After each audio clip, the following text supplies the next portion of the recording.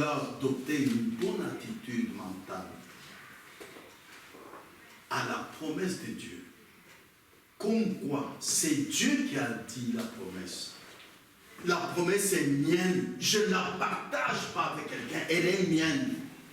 J'agis selon la promesse. Elle doit s'accomplir. Et nous qui sommes morts en Christ, nous sommes la semence d'Abraham, héritier de la promesse. Voici la promesse.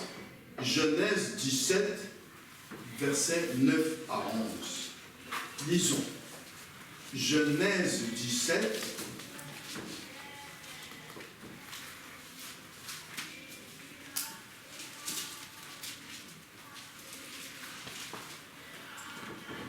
Dieu dit à Abraham, toi, tu garderas mon alliance, toi et tes descendants après toi, selon leur génération.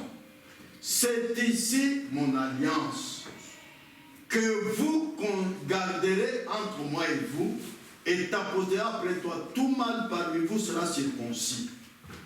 Et vous vous circoncirez, et ce sera un signe d'alliance entre moi et vous. Voilà la promesse. Genèse 17, 14 dit ceci. Un mâle incirconcis qui n'aura pas été circoncis dans sa chair sera exterminé du milieu de son peuple. Il aura violé mon alliance. Maintenant, écoutez, Romains 4, 11, qu'est-ce qu'il dit de la circoncision? Romains chapitre 4, verset 11.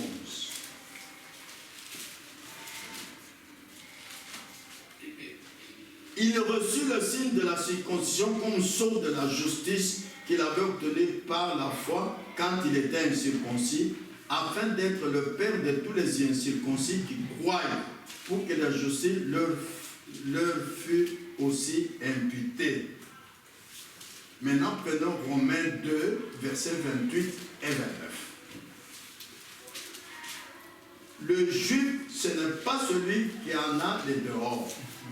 Et la circoncision, ce n'est pas celle qui est visible dans la chair. Mais le juif, c'est celui qui l'est intérieurement. La circoncision, c'est celle du cœur, selon l'esprit et non selon la lettre. La louange de ce juif ne vient pas des hommes, mais de Dieu. La circoncision, c'est le baptême du Saint-Esprit. C'est la promesse de Dieu. Là, c'est individuel et ça dépend de votre contact personnel avec Dieu, pas avec l'Église. Pas mani... Non. Tu dois rencontrer Dieu. Et c'est Dieu qui baptise du Saint-Esprit. Il a fait la promesse. Écoutez enfin Philippiens 3, versets 2 et 3. Philippiens chapitre 3. Philippiens chapitre 3, versets 2 et 3. Je lis. Prenez garde aux chiens, prenez garde aux mauvais ouvriers, prenez garde aux faux circoncis. Ah, il y en a beaucoup aujourd'hui, hein, des faux circoncis. 3. Car les circoncis, c'est nous, qui rendons à Dieu notre culte par l'Esprit de Dieu, qui nous glorifions en Jésus-Christ, et qui ne mettons point notre confiance en la chair. Alléluia, j'aime ça.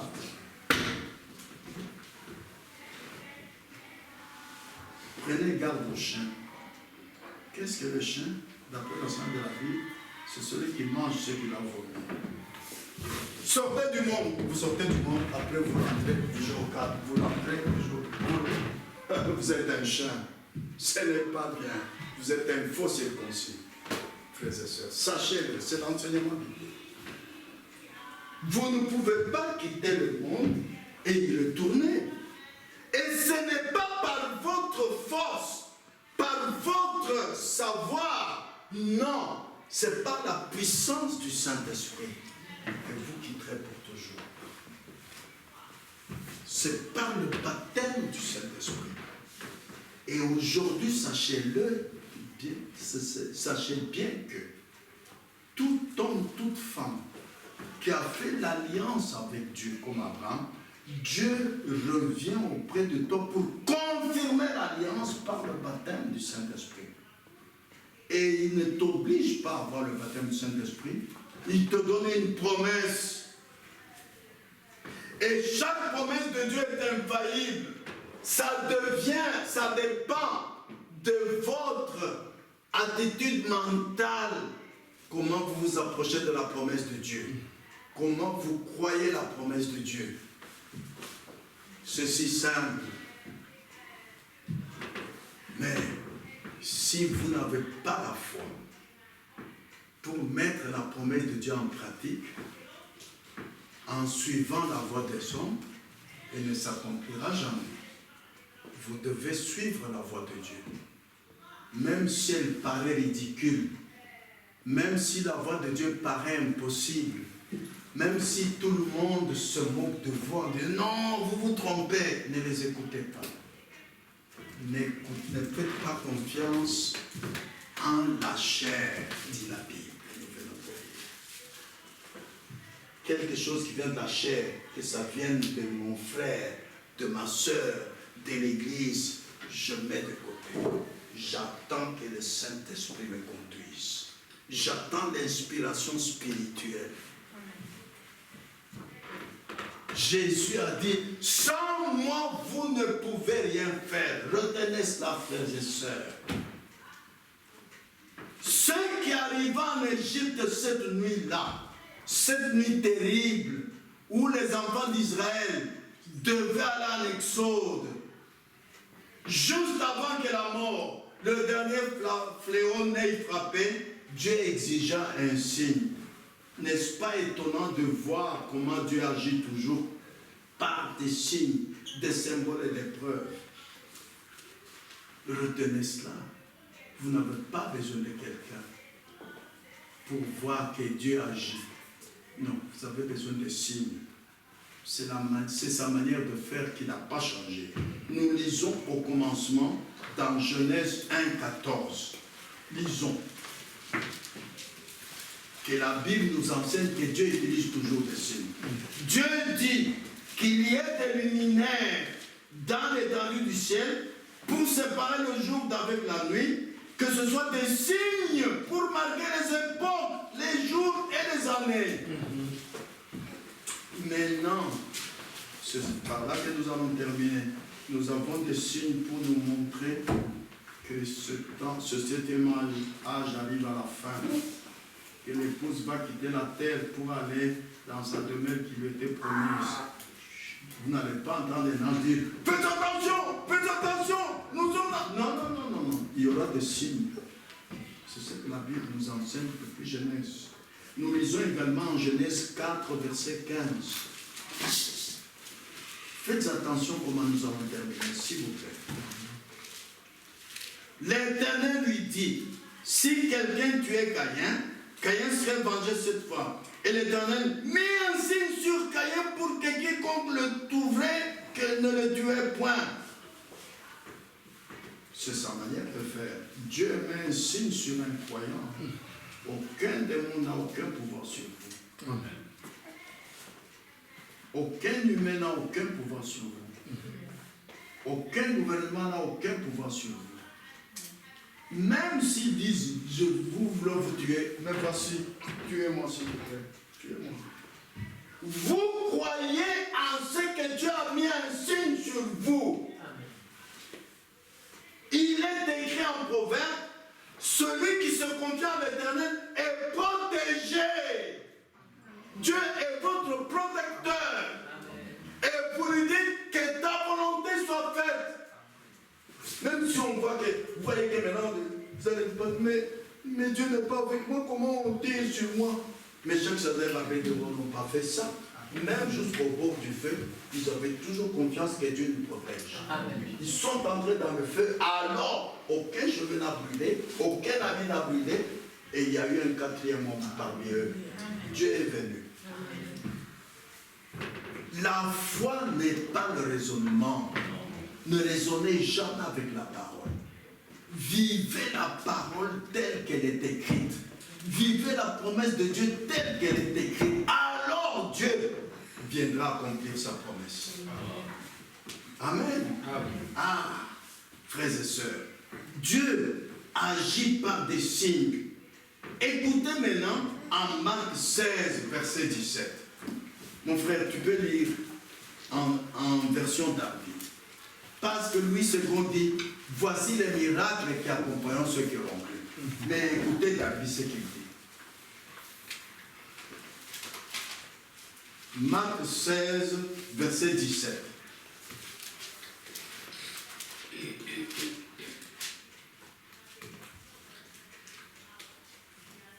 Oui, vas-y. Et ce sont ici les signes qui accompagnent ceux qui auront cru. Voilà. Quels sont ces signes? Mon frère Jean-Marie, lis-nous dans Acte 5, verset 12. Parce que le prophète de notre temps est venu nous ramener à la foi des pères. Nos pères spirituels, ce sont les apôtres. Regardez les signes qui les accompagnaient.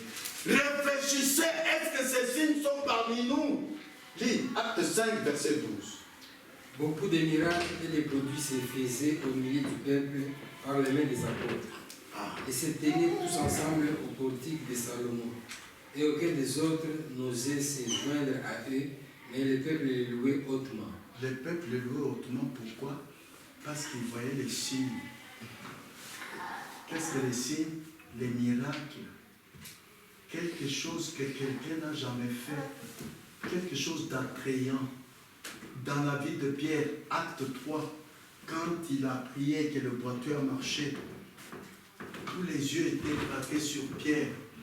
À la Pentecôte, à la sortie de chambre haute, quand chacun parlait en langue, selon que le Saint-Esprit lui donnait, tout le peuple les a regardés, ils étaient étonnés, parce que c'était attrayant. Ce n'était jamais arrivé. Voilà les signes. Quand Dieu est parmi nous, ce sera quelque chose que quelqu'un n'a jamais fait qui va s'accomplir. Et cela va attirer l'attention des gens. Amen. Alors examinez-vous si le baptême du Saint-Esprit est parmi nous ou pas. Maintenant, aujourd'hui, nous lisons dans Matthieu 24, versets 3 à 7. Voici les signes que Jésus lui-même avait dit qui doivent arriver dans le temps de la fin. Matthieu 24, 3 à 7. Il s'assit sur la montagne des Oliviers et les disciples vinrent en particulier lui faire cette question. Dis-nous quand cela arrivera-t-il et quel sera le signe de ton avènement et de la fin du monde? Jésus leur répondit, prenez garde que personne ne vous séduise, car plusieurs viendront sous mon nom disant, c'est moi qui suis le Christ. Et ils séduiront beaucoup de gens. Vous entendrez parler de guerre et de bruit de guerre. Gardez-vous d'être troublés, car il faut que ces choses arrivent, mais ce ne sera pas encore la fin. Une nation se lèvera contre une nation, un royaume contre un royaume, et il y aura en divers lieux des famines et des tremblements de terre. Quand nous voyons maintenant les signes dont Jésus a parlé, que nous venons de lire, ça nous montre que c'est le fin des temps qui s'accomplit. Nous voyons l'écuménisme avec l'image de la bête, le faux prophète, la prédominance papale, cela prend forme. Nous voyons deuxièmement les guerres. Actuellement, il y a la guerre en Ukraine, ça fait 1 an maintenant. On ne doit pas vous expliquer ça, vous êtes au courant. 2, vous avez le bruit des guerres, vous avez la menace de lancer les bombes atomiques qui sont prêtes. Vous avez l'Amérique qui est en menace avec la Chine pour le ballon là, qui a survolé l'Amérique. Vous le savez, il y a les tremblements de terre actuellement en Turquie et en Syrie. Vous le savez, vous ne l'ignorez pas. Ce qui arriva du temps de Noé, comme Jésus l'a dit, il y a les mariages libres, copains-copines, ça ne fait qu'évoluer. Les jeunes gens, ils le pratiquent sans honte. Mais vous savez que c'est un signe. Il y a ce qui arriva du temps de l'autre. Les homosexuels, ça ne fait qu'augmenter. Et maintenant, même, vous le voyez même à la télévision, derrière des couples hommes et femmes, il y a aussi hommes, femmes et femmes. Ils réclament leurs droits. de se montrer en tant que couple. Vous voyez, et l'État accepte. C'est ce qui arrive du temps de l'autre. Les signes que notre Seigneur Jésus a prédit pour le temps juste avant sa venue s'accomplissent devant nous, frères et sœurs. Nous sommes à la fin des temps. Et quand nous voyons ces signes, alors nous devons savoir que nous avons une promesse dans la parole de Dieu, laquelle nous lisons Matthieu 24, verset 42. Matthieu 24, verset 42. Veillez donc, puisque vous ne savez quel jour votre Seigneur viendra. Matthieu 24, 44. C'est pourquoi vous aussi, tenez-vous prêts, quand le Fils de l'homme viendra à l'heure où vous n'y penserez pas.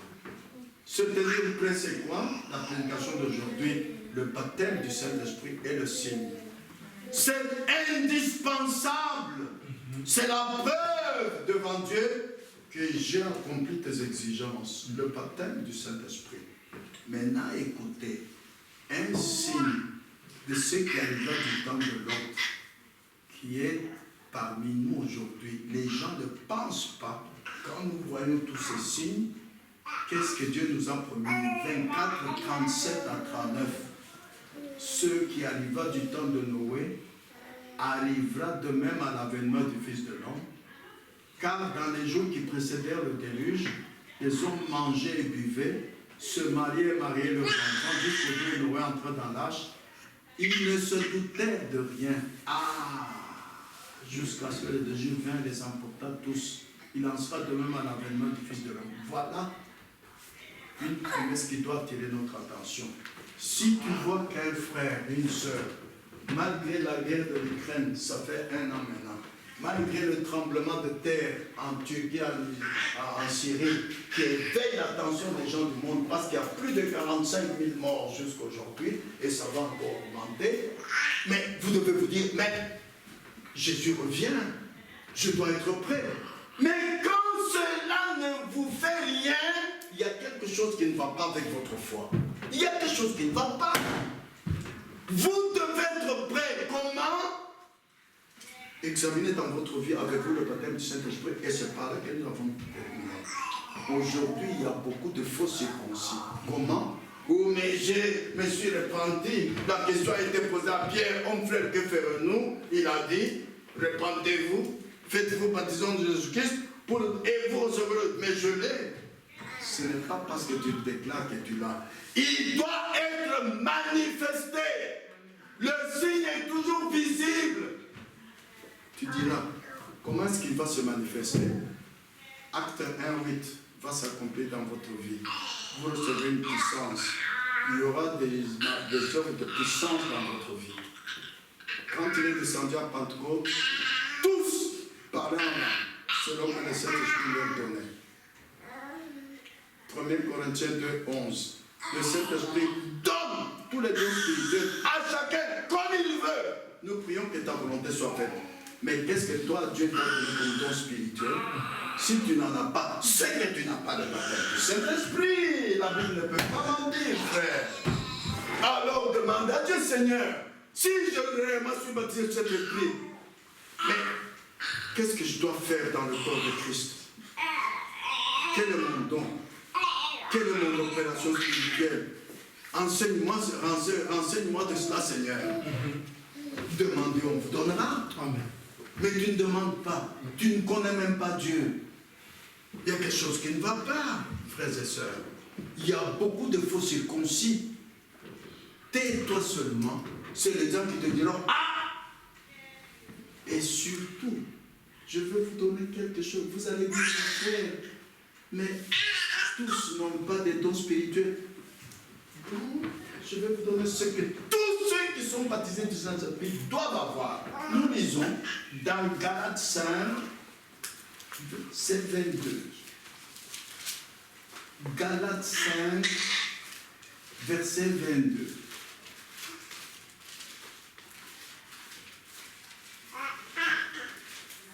Mais le fruit de l'esprit, c'est l'amour, la joie, la paix, la patience, la bonté, la bénignité, la fidélité, la douceur, la tempérance. Sur tout ça, moi, je m'arrête d'abord sur une chose, la fidélité. Quand quelqu'un croit la parole de Dieu, c'est tout ou rien. Quand tu laisses une petite parole de côté, c'est comme si tu n'as pas cru. Par exemple, quand la Bible dit, la première, ils allaient au culte chaque jour. Quand tu viens au culte une fois par semaine, tu n'es pas fidèle à la parole. Ah, ça, c'est la Bible qui l'enseigne. Tu n'es pas fidèle. Quand tu viens à l'église, tu ne payes pas la dîme, tu n'es pas fidèle. Tu n'es pas la fidélité à la parole. Quand tu viens à l'église, tu dis que tu as le Saint-Esprit, que tu as une claque avec quelqu'un dans ta vie, que ce soit un membre de famille ou ton voisin, tu ne parles plus, il y a quelque chose qui ne va pas avec la manière d'aimer. Jésus, quand on lui a donné un claque sur la joue gauche, il n'a pas répliqué. Lisez bien la Bible. Il a dit, vous ferez les mêmes, celui qui croit moi ferait les mêmes œuvres que moi je fais. Frères et sœurs, c'est pour cela, avant de terminer, je veux vous lire ce que le prophète de notre temps dit dans ce message, le signe, la preuve sur l'amour. La fidélité à la parole, c'est à toute la parole. Alors Dieu est avec vous et agit où Dieu vous a quitté. Quand Abraham, Dieu lui a dit de sortir, quand il a mis cela en pratique, sans être fidèle à toute la parole, Dieu l'a quitté. Dieu est avec vous, alors il confirme votre alliance comme il a fait avec Abraham. Et vous démontrez de même qu'Abraham a chassé, comme Abraham, tu chasses les oiseaux de proie, tu chasses par la présence du Saint-Esprit tout ce qui est du monde. Vous aussi, vous vous éloignez du monde et des choses du monde. Vous chassez tout ce qui est du monde. Ainsi, ne péchez pas volontairement, mon frère, ma soeur. Ne soyez pas volontairement désobéissants à toute parole que vous connaissez. Que le prophète de notre temps a révélé. Ne raisonnez pas quand il dit qu'un croyant ne joue pas aux cartes. Il ne joue pas les jeux du monde. Une croyante ne doit pas s'habiller d'une manière mondaine. Ne raisonnez pas. Si tu n'arrives pas, fais comme Ève. Qu'est-ce que tu as fait? Oh, ne sais pas, moi, c'est du j'ai mangé. Dites à Dieu ce que tu fais en transgressant ta parole. Alors il est ton sauveur. Il descend et il te sauve. Mais quand tu dis, mais qu'est-ce que ça fait? Je suis quand même pas nu. Tu raisonnes avec la parole, alors Dieu te quitte. Alors tu ne verras pas la suite. Si tu es déjà justifié, tu ne seras pas sanctifié. Si tu es sanctifié, tu ne seras pas baptisé du Saint-Esprit. Rappelez-vous, pour terminer, frères et sœurs, ce que Jésus a dit pour nous au moment où nous voyons les signes du temps de la fin être manifestés. Je vais vous montrer quelque chose laquelle vous ne lisez peut-être pas beaucoup à la maison et que vous n'aimerez pas accepter. Matthieu 24. Matthieu 24, versets 8 et 9. Jésus dit ceci. Après avoir dit aux disciples les signes du temps de la fin, il dit ceci. Tout cela ne sera que le commencement des douleurs. Alors on vous livrera au tourment et vous fera mourir et vous serez haïs de toutes les nations à cause de mon nom. Vous savez que l'œcuménisme est le message. Il va combattre le message. On va tuer ceux qui croient le message. Frère Branham l'a dit quelque part, mais je n'ai pas trouvé cette citation, mais je l'ai déjà lue. On va tuer des gens qui croient le message du temps de la fin. Alors maintenant, êtes-vous prêts à accepter de mourir pour le nom de Jésus-Christ, comme les apôtres? Verset 10. Non, versets 12 et 13 maintenant. Parce que l'iniquité se sera accrue, la charité du plus grand nombre se refroidira. Ah, l'amour va se refroidir. L'iniquité va augmenter. C'est-à-dire, les gens qui vivent la parole de Dieu en partie, pas tout.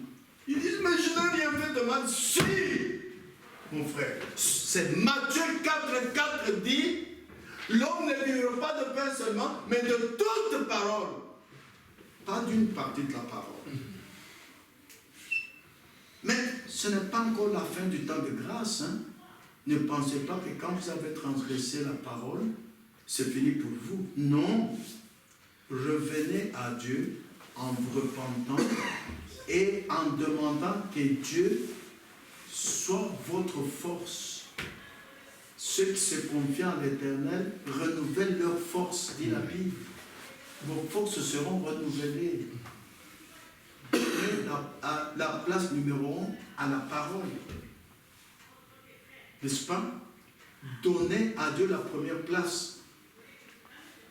Pas votre travail, pas votre famille, pas votre état de santé. Quand quelqu'un est malade, c'est ici l'hôpital. Comment vous pouvez être malade? Je vais chez moi. Moi, j'ai déjà donné de à ma famille. Depuis le jour que je suis malade, je ne marche pas. Prenez-moi, amenez-moi à l'église. Dans le lit.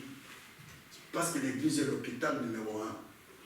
Mais beaucoup de frères, quand il est malade, non, il est resté parce qu'il est malade. Ah, il a mal compris l'écriture. Les malades venaient auprès de Jésus. Celui pour qui on a déchiré la torture pour faire descendre le lit. Il marchait? Non. Il allait vers le meilleur médecin du monde, Jésus-Christ. Mais vous, quand vous êtes malade, vous restez à la maison.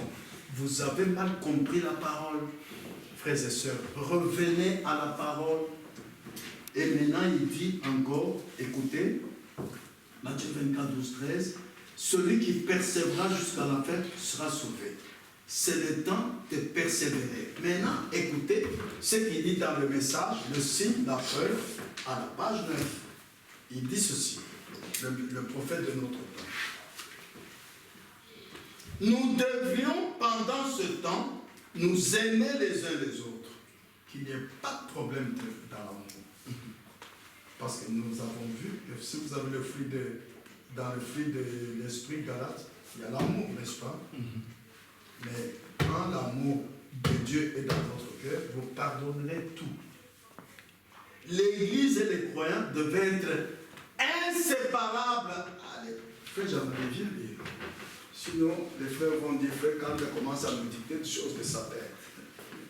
Lis tout ça, jusqu'ici. Vas-y. Nous devions pendant ce temps nous aimer les uns les autres. L'Église et les croyants devraient être inséparables. Ah. Les croyants devraient se détacher de toutes les choses du monde. Inséparable, ça signifie quoi? Vivre acte 2, 46. Chaque fois qu'il y a culte, tu dis non, moi je ne dois pas rester. Quand il y a réunion de prière, non, moi je ne peux pas rester. Je m'en vais à l'église. Pourquoi à l'église?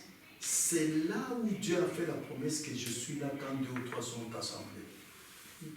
Pas chez vous. Il n'a pas dit celui qui est saint, si vous avez pris chez lui. Où est ce verset dans la Bible? Là où 2 ou 3. Quand tu ne veux pas venir dans la présence du Seigneur, tu ne l'aimes pas. Celui qui l'aime, il ne fera rien pour transgresser la parole.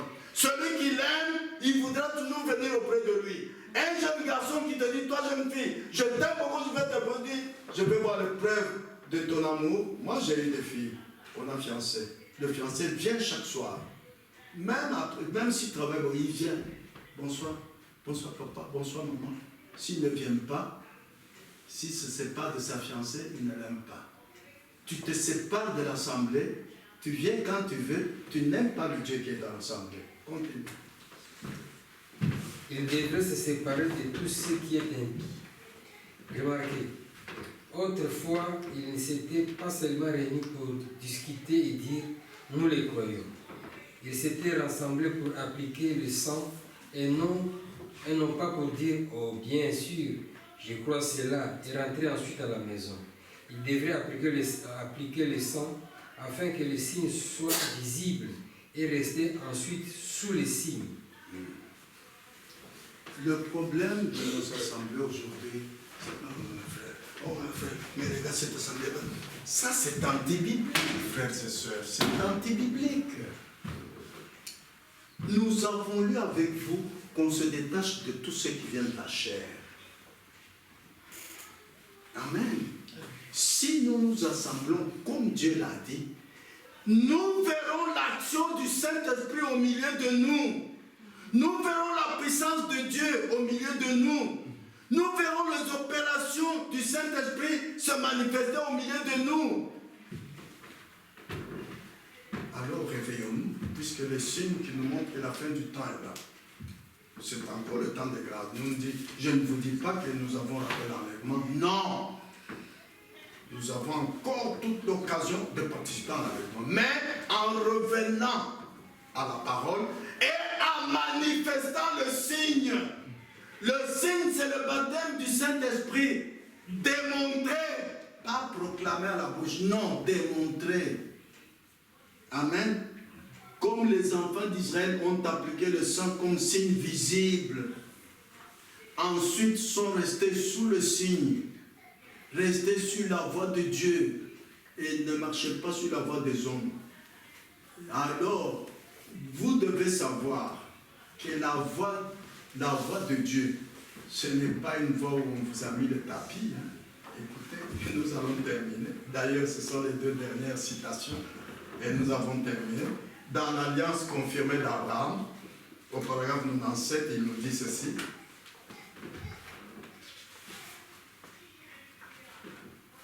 Alors devrons-nous chercher un lit fleuri d'aisance?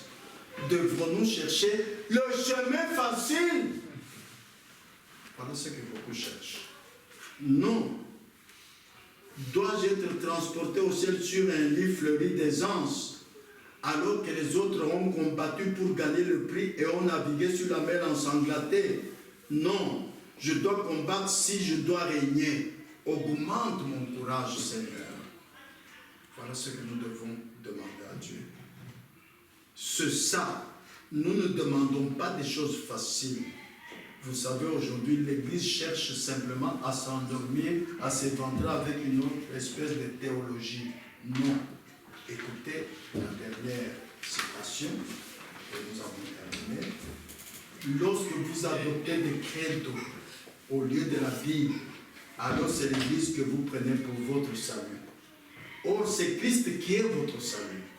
Le Saint-Esprit conduit et guide l'Église. Le Saint-Esprit, pas le prédicateur, pas la réunion des frères et sœurs. Non. Le Saint-Esprit. Dieu n'a jamais envoyé des évêques et autres pour guider les églises ou les dénominations. Non. Il a envoyé le Saint-Esprit pour diriger l'Église. C'est ça l'idée de Dieu sur la chose. Il est censé connaître et il est Dieu. Amen. Frères et sœurs, le signe est indispensable. Quand nous voyons les signes du temps de la fin être manifestés, le signe que Dieu a exigé doit être aussi manifesté dans votre vie. Sinon, vous risquez de vivre dans la grande tribulation. Ces signes nous montrent que la grande tribulation est à la porte. Vous devez sortir. Vous devez quitter le monde, aller en exode dans votre demeure que Jésus vous a promise. Que Dieu vous bénisse. Inclinez la tête pour l'adoration, je vous en prie.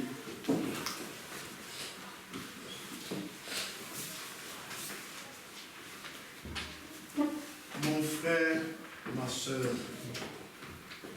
prenez part à ce que Dieu est en train de faire maintenant selon son plan de salut. Dieu a toujours utilisé des signes. Aujourd'hui, quand nous voyons ces signes physiques, et audible être manifesté dans le monde, nous savons aussi que Dieu a promis de manifester le signe dans votre vie en tant que croyant. Le signe, c'est le baptême du Saint-Esprit manifesté. C'est le signe qui montre que le prix est payé, que vous êtes un participant de la résurrection. Vous portez en vous cette même puissance qui a ressuscité Jésus d'entre les morts. La puissance, acte 1:8. Vous recevrez une puissance, Jésus n'a pas menti. Où est-elle? Vous la tenez en vous-même comme un signe. Le Saint-Esprit en vous est le signe qui vous fera sortir de la tombe. Parce que le signe, c'est le Saint-Esprit. Si vous mourrez aujourd'hui, par maladie ou par accident, comment allez-vous sortir de la tombe le jour de l'enlèvement? Il faut le signe. Dieu lui-même qui est la vérité, c'est la vie même de Dieu en vous. C'était la seule chose par laquelle le prix pouvait être payé. Si ce signe n'est pas en vous, comment allez-vous ressusciter, frères et sœurs? Soyez sincères aujourd'hui devant Dieu et sa parole, et aussi les uns envers les autres. Vu le temps dans lequel nous vivons maintenant, si vous êtes encore sans ce signe, si vous n'avez pas encore le signe, certains d'entre vous ne le croient probablement pas, mais c'est ici maintenant. Le signe est là depuis que Christ est mort. Pourquoi ne faites-vous pas mourir maintenant même vos propres réflexions et laissez les pensées de Christ entrer en vous? Voilà ce que vous pouvez demander à Dieu maintenant. Seigneur, reçois favorablement les paroles de ma bouche et les sentiments de mon cœur, ô Seigneur.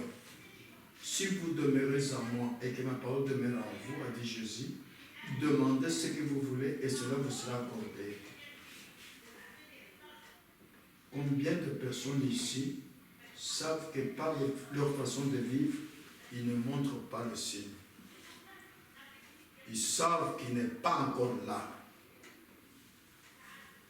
Vous ne l'avez pas encore expérimenté. Vous qui savez que vous ne l'avez pas, voulez-vous juste lever la main et dire, priez pour moi mon frère, priez pour moi mes frères et sœurs, levez seulement votre main. Soyez sincères. Si vous n'avez pas encore expérimenté le signe, si vous savez que vous n'avez pas encore le signe, pendant que nous voyons les signes naturels être manifestés dans le monde comme Jésus l'avait dit, et que vous n'avez pas le signe, levez la main. Cela veut dire que vous demandez, priez pour moi. À la fin du culte, nous allons prier. Que Dieu vous bénisse. Que Dieu vous bénisse. Si vous sentez que dans votre âme, il y a encore plein de colère, de fureur, de jalousie, vous n'avez pas le signe. Cela montre que vous n'avez pas le signe. Je vous invite à vous lever. Il faut le signe. C'est indispensable. C'est ce que Jésus nous a donné, nous, comme promesse, quand nous verrons toutes ces choses arriver. Soyez prêts, il a dit. Il n'y a pas un autre moyen d'être prêt que de la même manière que les enfants d'Israël étaient prêts pour quitter l'Égypte. Nous aussi, nous devons être prêts pour quitter la terre. Aller dans notre demeure que Jésus nous a promise. Alors il faut le signe visible. Prions tous ensemble et parlons en Dieu. Prions. Notre Père céleste, Dieu très saint, je te loue, je te glorifie pour ce temps de la fin où tu as manifesté, comme tu l'avais dit, les signes du temps de la fin.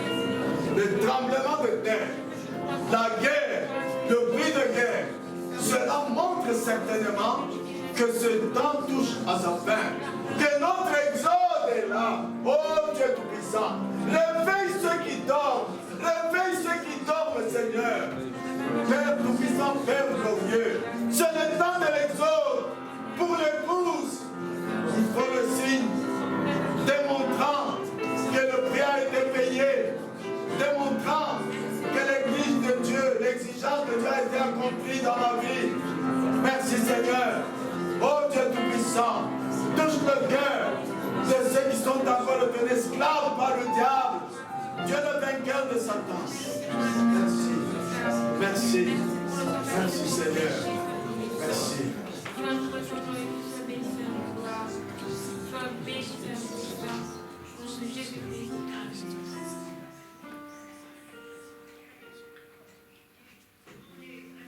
Mon frère Jean-Claude, serviteur de Dieu, veux-tu venir ici à la chair en tant que serviteur de Dieu et prier pour toutes ces mains levées qui ont reconnu, qui n'ont pas encore le signe, qui n'ont pas encore le baptême du Saint-Esprit. Ils risquent d'entrer dans la grande tribulation parce que les signes du temps sont là, visibles. Et ceux qui commettent encore des péchés volontairement, des choses qu'ils savent très bien, que la parole écrite dit qu'ils ne doivent pas faire, ils le font. La parole révélée dit qu'ils ne doivent pas faire, ils le font. Qu'ils lèvent aussi la main en disant, Seigneur, fais-moi sortir de cet esclavage. De moi-même, je ne le peux pas. Levez la main, s'il vous plaît. Levez la main. Et Dieu, qui vous a appelé, viendra vous protéger, viendra vous sauver. Mon frère Jean-Claude, tu peux venir prier pour toutes ces mains levées, que notre Dieu, notre protecteur, notre sauveur, notre guide, les vienne en aide. C'est encore le temps de grâce. Dieu peut revenir vers vous. Quand il avait quitté Abraham, il est revenu vers Abraham. C'est encore le temps de grâce. Même si Dieu vous a quitté, il peut revenir si vous le désirez dans votre cœur. Dieu donne à l'homme ce que son cœur désire. Tu peux prier, mon frère. Ok, on va prier, mais avant de prier, j'aimerais quand même vous exhorter. Toutes les promesses de Dieu sont infaillibles. Amen. Et Dieu est disposé à nous aider, quel que soit notre problème, bien notre difficulté. Amen. Mais Dieu exige la foi. Amen. Et cette foi-là est vraiment à la portée de tout le monde. Il n'y a pas à raisonner. Croyez seulement que Dieu vous aime. Amen. Si vous avez commis des péchés, il va vous les pardonner. Il a déjà fait, il a payé les prix à la croix de Golgotha. Bon, maintenant, le Saint-Esprit me donne une parole. Voici cette parole. Dieu dit, si nous sommes des parents humains, nos enfants nous demandent un pain par exemple, nous n'allons quand même pas leur donner une pierre. Et il ajoute, si nous demandons à Dieu le Saint-Esprit, il va nous l'accorder. Amen. Alors, mais est-ce que vous les croyez? Amen. Moi, je le crois de tout mon cœur. Amen. Il n'y a aucune raison que Dieu vous refuse le Saint-Esprit. Vous devez seulement croire. Est-ce que vous allez croire? Amen. Que Dieu vous bénisse. Je vais prier. Merci Seigneur Jésus-Christ, parce que tu nous as aimés les premiers. Tu nous as aimés alors que nous marchons et nous naviguons dans la mousse pourrie du péché. Mais tu as eu pitié de nous. Tu as payé les prix et tu as fait comme nous l'avions entendu, comme Frère Kanda nous l'a enseigné. Tu as fait une alliance inconditionnelle avec nous. Amen. Tu nous demandes simplement de croire. Amen. Seigneur, voici devant toi, toi qui es ici présent selon ta promesse, là où 2 ou 3 sont rassemblés à ton nom, tu es au milieu d'eux. Amen. Seigneur, tes enfants ont levé leurs mains. Toi, tu connais leur cœur. Je te demande au nom puissant de Jésus-Christ que tu leur donnes le Saint-Esprit. Amen. Tu as dit dans ta parole, si nous, parents humains, nos enfants peuvent nous demander du pain, nous n'allons pas leur donner une pierre. Alors, à combien plus forte raison, toi, notre Père Céleste, toi qui es ici, si nous demandons le Saint-Esprit, combien tu es disposé à nous les donner? Donne le Saint-Esprit, Seigneur, à ceux qui en manquent. Glorifie ton nom ce dimanche, Seigneur Jésus-Christ. Merci parce que tu nous as exaucés. Au-delà du Saint-Esprit, s'il y a des besoins quelconques, la Bible dit, tu es le Dieu créateur, le donateur de tout don excellent. Amen. Que tu donnes à chacun selon les désirs de son cœur. Amen. Sois loué et sois glorifié. Je sais que Seigneur, quand nous te prions, tu nous donnes toujours au-delà de nos attentes. Amen. Je te loue et je te glorifie pour ta fidélité. Merci pour ce que tu viens de donner à tes enfants. Merci pour le Saint-Esprit que tu leur as donné gratuitement. Amen. Comme tu nous as donné gratuitement le salut. Bénis ton serviteur, Seigneur, que tu as utilisé, qui nous a parlé de ta part. Amen. Que tu puisses loindre pour que prochainement, s'il s'élèvera encore parmi nous, qu'il puisse nous apporter ta révélation. Amen. Sois loué et sois glorifié. Bénis chaque frère, chaque sœur et mets ton amour dans nos cœurs. Parce que c'est ce qui manque et c'est ce qui paralyse l'Église. Aide-nous, Seigneur, à nous aimer comme toi, tu nous as aimés les premiers. Aide-nous, Seigneur, à nous aimer comme toi, tu nous aimes. Amen. Sois loué et sois glorifié. Et au nom de Jésus-Christ, j'ai ainsi prié et demandé. Amen. Amen. Ne vous fatiguez pas. Encore une dernière prière. Pour vous rappeler qu'Abraham a combattu pour son frère, l'autre qui était devenu prisonnier. Nous allons prier pour nos frères et sœurs que tu connais, qui vivent en transgressant la parole de Dieu. Nous allons prier pour cette assemblée, cette petite assemblée, qu'elle manifeste l'action du Saint-Esprit qui agit au milieu de nous, comme dans Acte 5:12. Nous allons prier que chaque frère, chaque sœur qui aime Dieu ne se sépare pas de l'assemblée chaque jour qui a culte. Ça, c'est l'ordre de Dieu. Ça, c'est la façon de manifester que j'aime Dieu. Dieu est au milieu de 2 ou 3 assemblées. Alors tu viens auprès de lui. Donc il y a 3 requêtes. Nous allons prier pour ces 3 requêtes pour que notre Dieu aide chaque frère et chaque sœur à vivre selon les signes du temps